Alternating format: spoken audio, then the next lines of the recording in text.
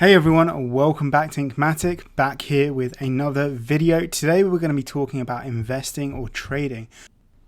Sometimes it can be quite hard to distinguish what the actual difference is between investing or trading, and this video is essentially to help you decide which one you should choose. Don't forget to like, comment and subscribe to the channel. It really does help the channel grow and get these videos out to more people.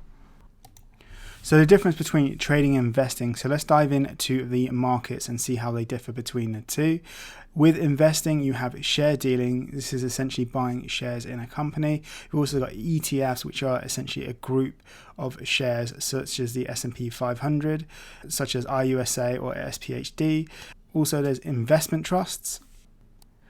With trading, you have share dealing, ETFs, and investment trusts, which are the three that are similar to the investing style, but you also have indices, currency pairs, cryptos, commodities, and options. The range of markets that you have with trading is definitely significantly larger. So now let's look into the methods on how you can buy these instruments. So the first of all is a share dealing account. Essentially, this is a general investment account. The second option is through a stocks and shares ISA. This is a program where you can basically add up to £20,000 a year in an ISA, and the returns are essentially tax-free. And the last one is through a SIP, which is a self-invested personal pension. Most people would open these accounts specifically to build their wealth. Moving on to trading, there are two options. One is spread betting and the other is CFD trading. We'll go into a little bit more detail later in the video and look at the pros and cons for each one. Spread betting has its pros. So for example, when you enter into a trade, there is no stamp duty. It's also free from capital gains tax. So when you make a profit, you are not eligible to pay capital gains tax. Also, you can trade using margin such as leverage to increase your returns, which is a good way to make money quickly. However, it does have its negatives. We'll dive into that now. So in terms of cons, overall, it's only available in the UK and in Ireland. Losses can exceed your deposits. This is especially when you're using margin or leverage. So essentially you can use leverage to increase the amount of money that you put in that trade. So you only need to put a fraction of that up. So for example, if you're boosting it up 5 times and you only put 100, you can essentially put 500 into that trade. But then also, if it goes the wrong way, you can essentially lose money as well. And sometimes you can lose more money than you actually put up.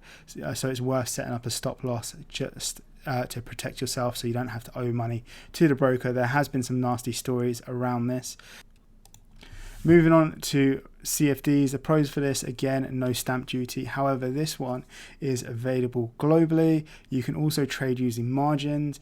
Same again, this is used to boost your overall trade by borrowing money. Cons for this, it's subject to capital gains tax. And finally, losses can exceed your deposit. So again, if you're borrowing money to increase your trade, and if it does go the wrong way, you can essentially lose more money than you actually put in. Essentially, you will owe the brokerage money, and sometimes this can run into thousands of pounds.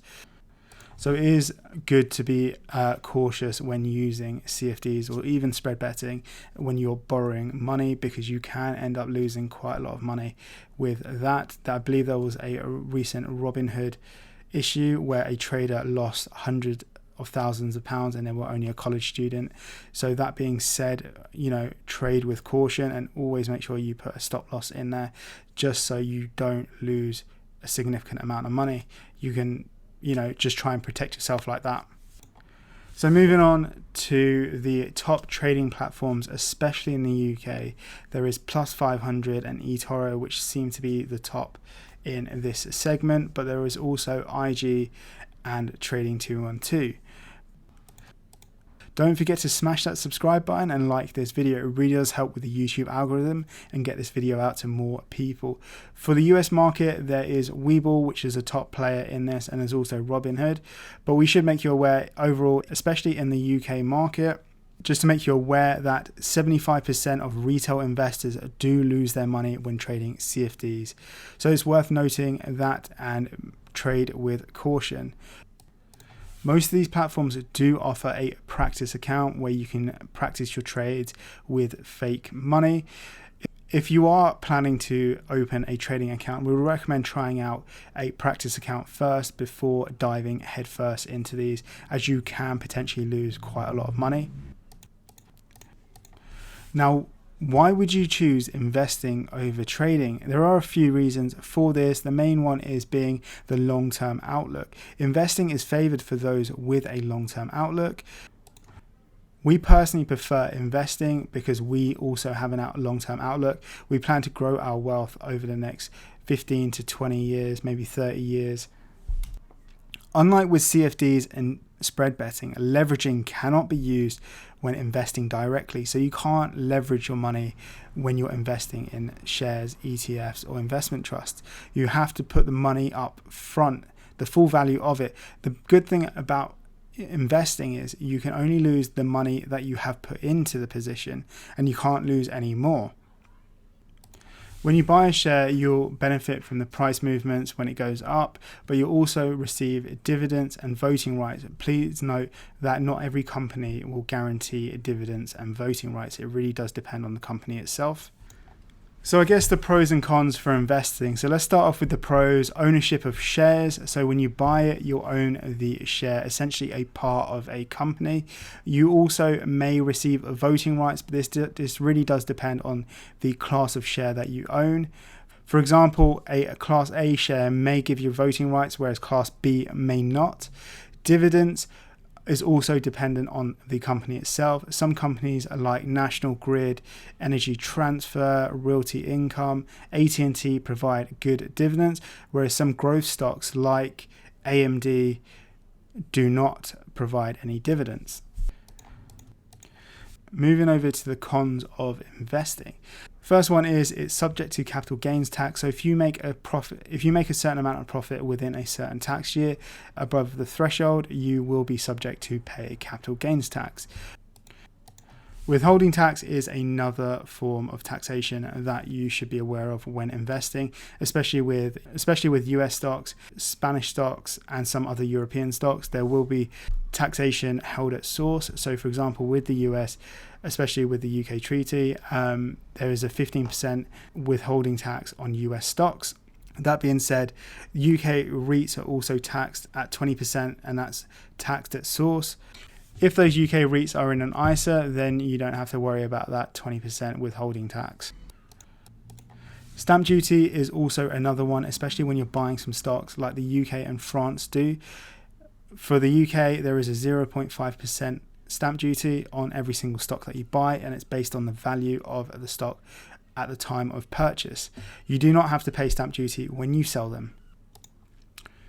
Now moving over to the top investing platforms, especially in UK and Europe, which is Trading 212, which is my personal favorite, and I think it's probably the best one in terms of commission-free trading. You can try out Freetrade, which is also a good alternative to Trading 212. This is a lot more basic and the features are a lot simplified, and it does lack a number of features as well compared to its peers. However, I do think this is still a good platform, and I think it's targeted more towards newbies and casual investors. Stake is another one which is purely focused on the US stock market. So I think it's a good alternative to Robinhood. They do have some cool features like analysis recommendations, price targets, and stuff like that, which is also really good to check out.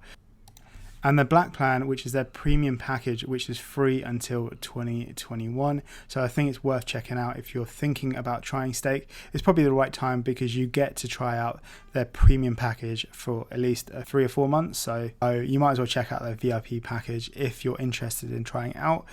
If you are planning to try out any of these 3 platforms, you can use my referral link. You'll get a free share when you sign up to those platforms. Don't forget to smash that subscribe button and like this video. Like I said, it does really help get this video out to more people. Lastly, there are the fee-based ones such as DGyro and Hargreaves Lansdown. These trading fees are a lot higher than the Trading 212, Stake and Freetrade, so it's worth bearing that in mind. These do offer a broader stock universe, such as stocks in Hong Kong, which the free ones do not offer, so it's worth bearing that in mind, but at the same time the fees are substantially higher. So if you're interested in trying out any of these platforms, referral links or affiliate links or even direct links are in this video and in the description. So that's it for this video. Let me know what you guys think of it. Did you enjoy it? Did you learn anything? Leave a comment down below. Thanks again for watching. Don't forget to like this video and subscribe. See you in the next one.